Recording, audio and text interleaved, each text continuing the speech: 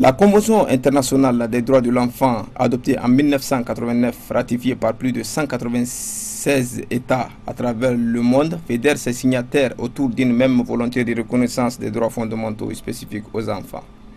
En signant cette convention, la communauté internationale s'engage à reconnaître et faire respecter les droits fondamentaux des enfants par tous les moyens en leur pouvoir. Les droits de l'enfant prévoient aussi de satisfaire les besoins essentiels du bon développement de l'enfant, tels que l'accès à une alimentation appropriée, aux soins nécessaires, à l'éducation, etc., etc. Les droits de l'enfant prennent en considération le caractère vulnérable de l'enfant. Les États reconnaissent le droit de tout enfant à un niveau de vie suffisant pour permettre son développement physique, mental, spirituel, moral et social.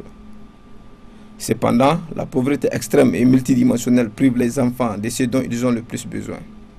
Au Niger et dans beaucoup de pays du monde, des efforts ont été réalisés dans le but de garantir l'accès à tous ces droits dont l'enfant est censé jouir.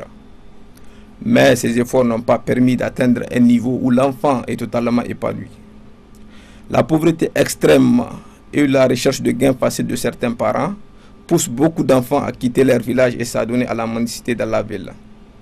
C'est le cas de cet enfant dont la pauvreté a été un frein vis-à-vis de ses droits les plus absolus, contraint à mendier afin de survivre.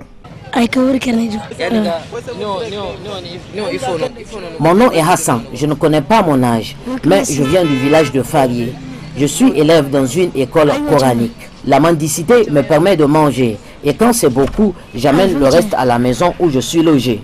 Je ne mène aucune autre activité à part la mendicité. Mon rêve le plus cher est de devenir un maître dans une école coranique et avoir mes propres mendiants. Si les conditions sont réunies pour garantir une vie épanouie, ces jeunes seront sûrement dans des classes d'école à profiter de l'un de leurs droits qui est l'éducation.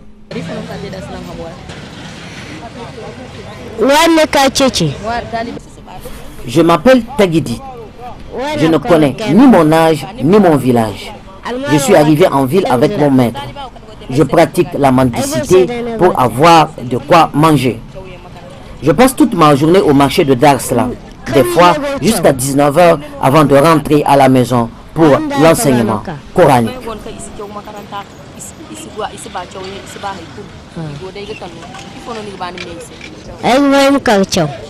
Il faut aussi signaler que les conséquences de la mendicité dans la société sont multiples et multiformes.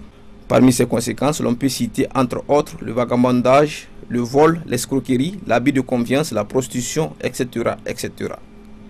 Pour y remédier à cela, le gouvernement et les partenaires techniques et financiers du Niger doivent reconsidérer l'application de ces droits propres aux enfants afin de garantir un développement sûr et efficace.